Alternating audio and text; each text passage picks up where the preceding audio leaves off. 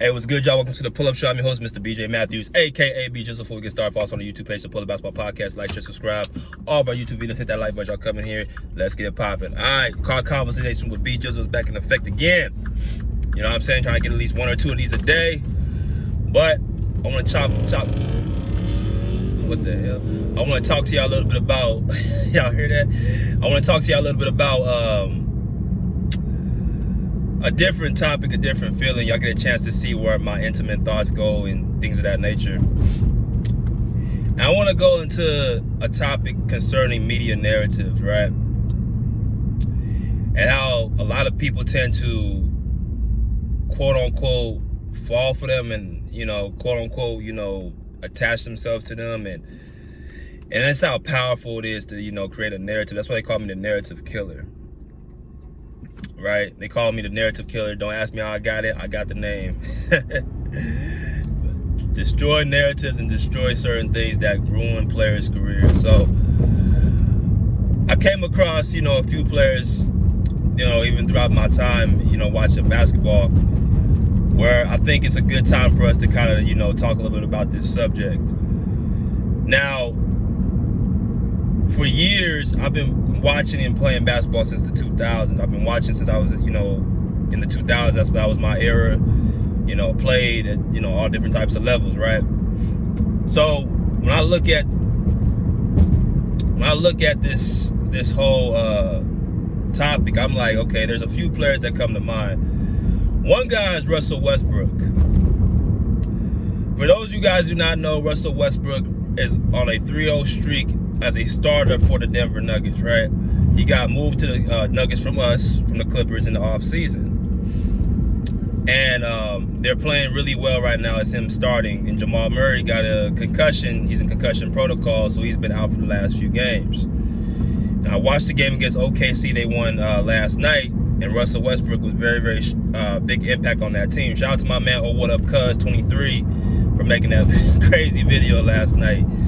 But Russ came to play last night. He's been coming to play, you know, the last few games as a starter. And I made a video 2 weeks ago, a little under 2 weeks ago, speaking about, you know, why I feel we can, you know, fix Russell Westbrook's, you know, issues. And I'm talking about his shooting, his percentage, his efficiency.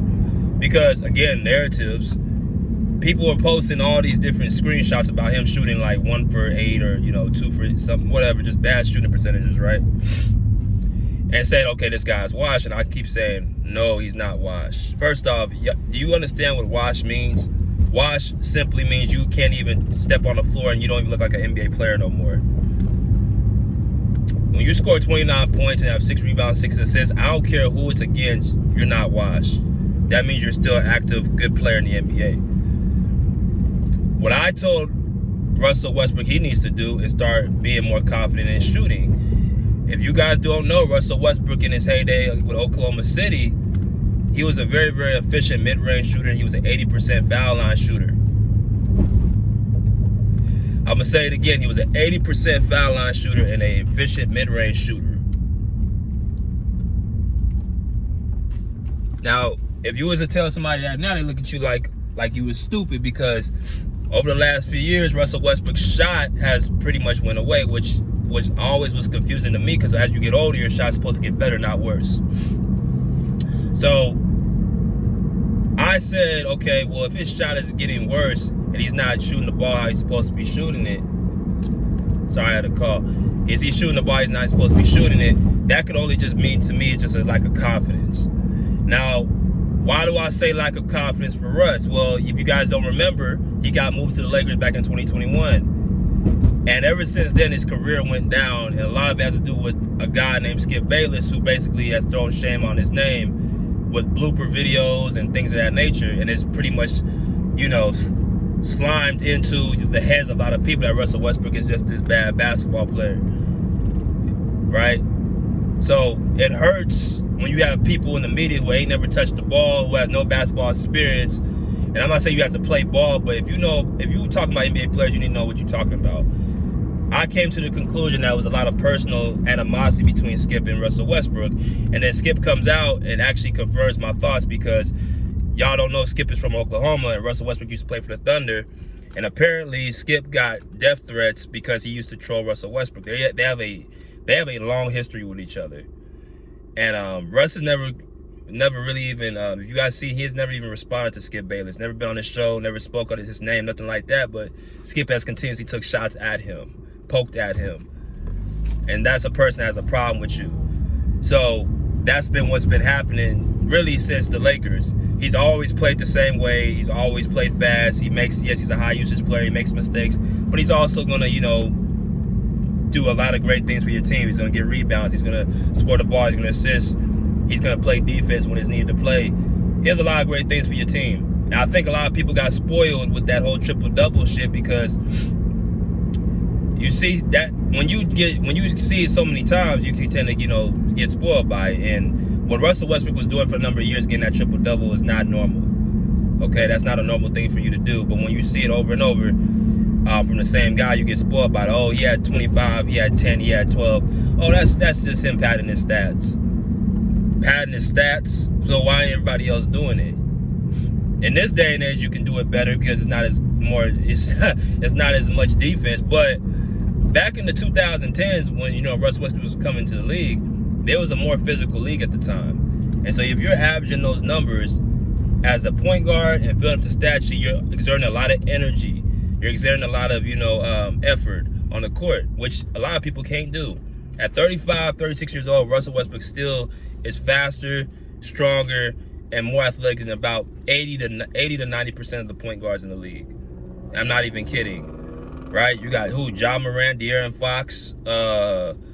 Who else is faster than Russell Westbrook on the court? None of them they're not stronger, but they're probably faster. But that's pretty much it. So what I'm saying is you can't be washed and be outrunning everybody on the court. You can't be washed and still have that amount of stamina with that elevation in Denver. You cannot be washed.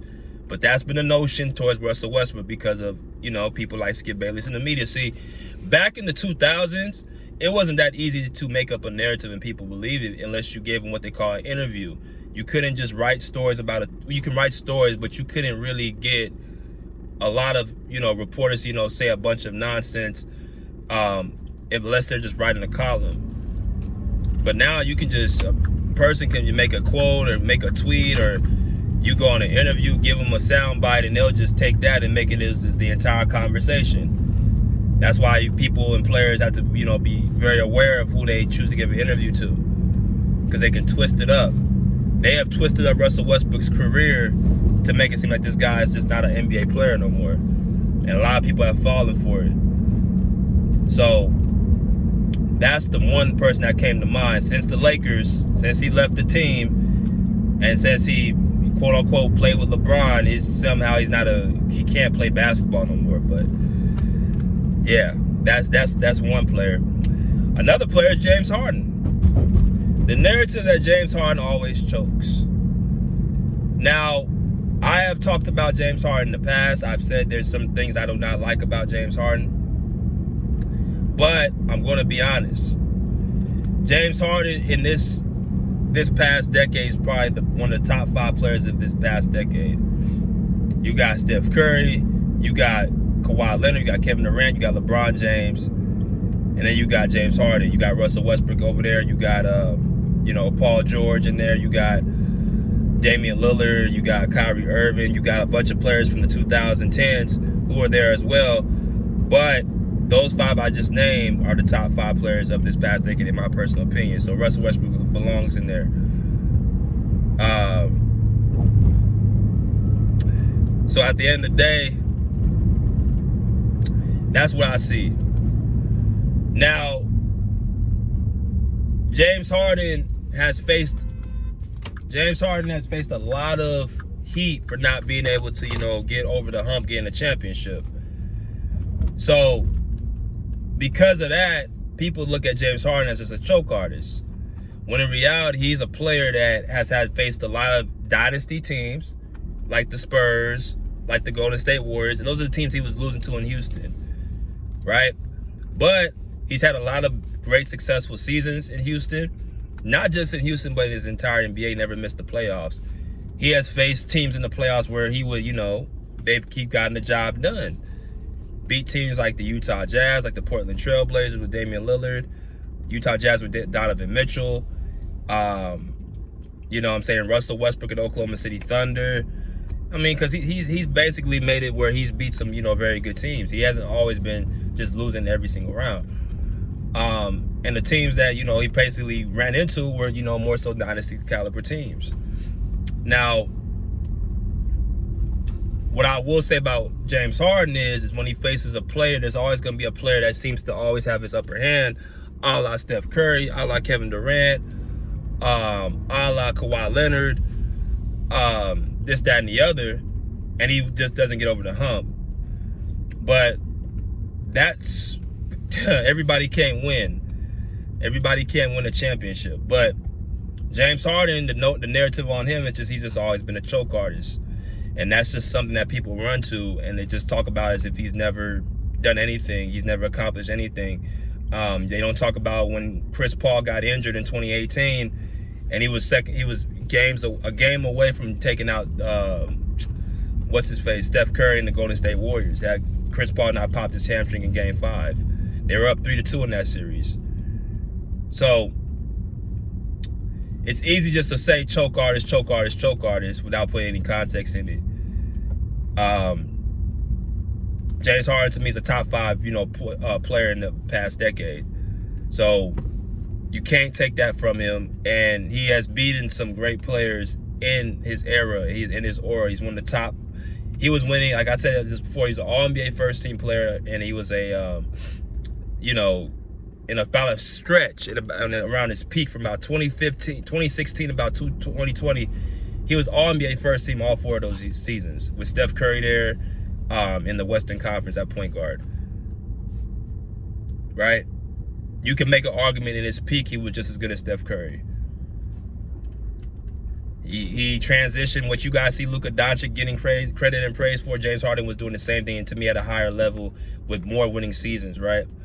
So y'all praise Luka Doncic, but y'all don't want to give James Harden that same respect. And I think, again, with him, it's kind of the same thing with Westbrook. When they see him doing what he's doing, affecting the game with scoring and assisting the ball, people get spoiled by it, and they think, well, James Harden needs to do more. They set the bar so high for him in the playoffs because of what he was in the regular seasons, right? But I know the niche on Harden is he doesn't get over the hump in the playoffs, but there's only one winner every single year. So it doesn't mean that he's just a choke artist and he doesn't succeed. It's just, you know, he faces somebody a little bit better than him, and that's okay. You might just be in an era where there's not somebody that's just you're just not as good as. You're facing a all-time great. You know, that might be the case. So that's my thing with James Harden.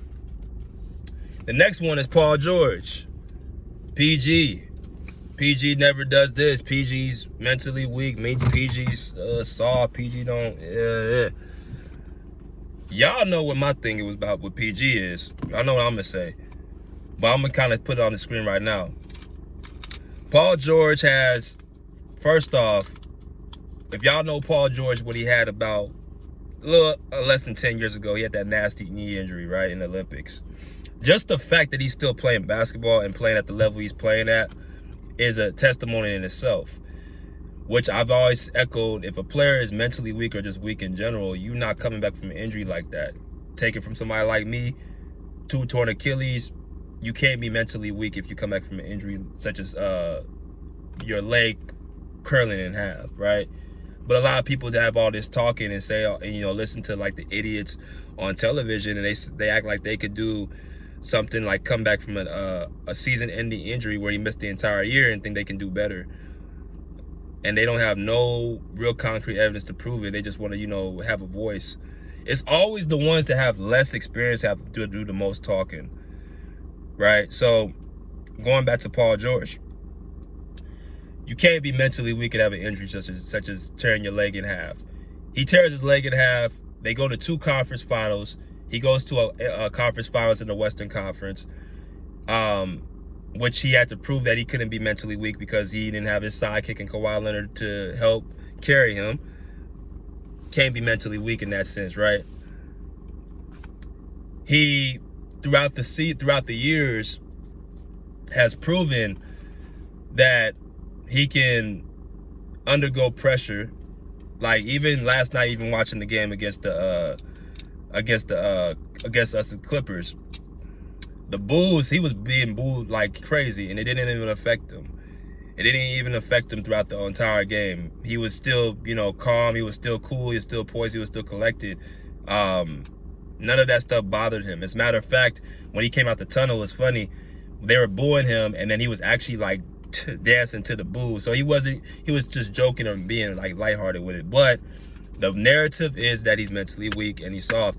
I don't understand how a person can be soft coming back from that type of injury, being able to accomplish taking the team, a franchise to their first conference finals, being able to block out all the noise coming back to a team that you've previously played for, and basically being inefficient to nobody can really guard you on the opposing team.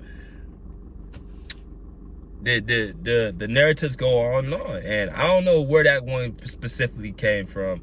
I think it came from basically the whole bubble thing, but again, that was something that was, you know, pushed out there. Other than when the bubble situation hit is when Paul George's name started going through the mud. That's when before that, PG was, you know, the smoothest guy on the court. He was the talented. Everybody loved his shoes, and his game was all this, that, and the other. You had nobody really talking all that negative stuff about PG. PG was, before the injury, if y'all don't remember, he was up next in line right next to LeBron James. Some of y'all are probably a little bit young to know this, but after the playoffs against Miami both years, which the second year they faced, he was the best player with a prime LeBron James and a after prime Dwayne Wade and a prime Chris Bosh. He was the best player in that series, averaging 25 points per game. He was a guy looked at as being the next guy in line to be the best player in the NBA. 6'8", a two-way elite player, athletic, could score, three-tier scorer. He could do everything on the court. That injury is what set him back.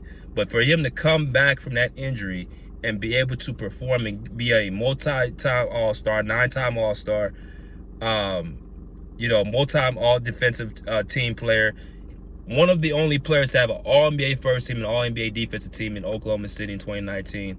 For him to accomplish one thing after another, even to come out from an injury like that, you can't be mentally weak. You can't be weak or soft. A lot of people would have quit and not even, you know, being able to get back to that level.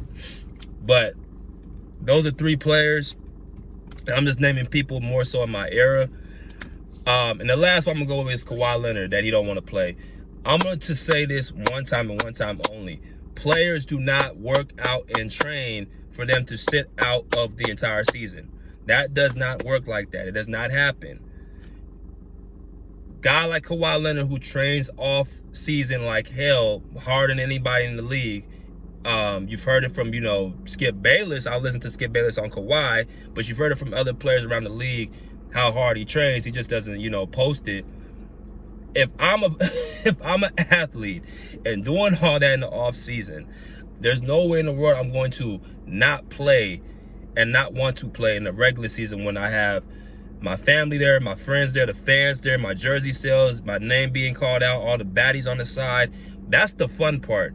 If I'm able to train like I'm supposed to train, why would I not be going out to perform on the court? I'm just going to train my ass off and just be like, oh, I'm cool, I don't want to play no more. Or I don't want to play in the playoffs, man. That don't even make no sense. Another narrative that was created from the masses that Kawhi Leonard is always hurt, which, you know, of course we have to put some stuff on it. He does get hurt a lot. But there's a whole difference between that and saying the man don't want to play. The man don't want to step on the court. That he wants to just steal money. That has been programmed into people's minds who don't choose to look at some stuff and be like, well, damn, he does work out hard. He does, you know, he does this. He is. A lot of people around the league do say he trains hard. So I don't know. Maybe I gotta look a little bit more deeper into this. And that's what people don't like to do. They like to take the narrative because it's the easiest way to take narratives. I've always been the same cat, man. I don't care if I love a player, if I hate a player, I don't like his playing style, if he's not on my team. I always come back to this. Just be honest and be real with what you say. I don't playing with all the favoritism. I'm gonna give a pass to this guy over here and not give a pass to this guy over here. That don't mix with me. That don't mix with me. I know a lot of us have certain players that we like, we love, our favorite players, we want to give them passes to, and then this other player you don't particularly like because of whatever reason, you don't want to give them that same type of pass.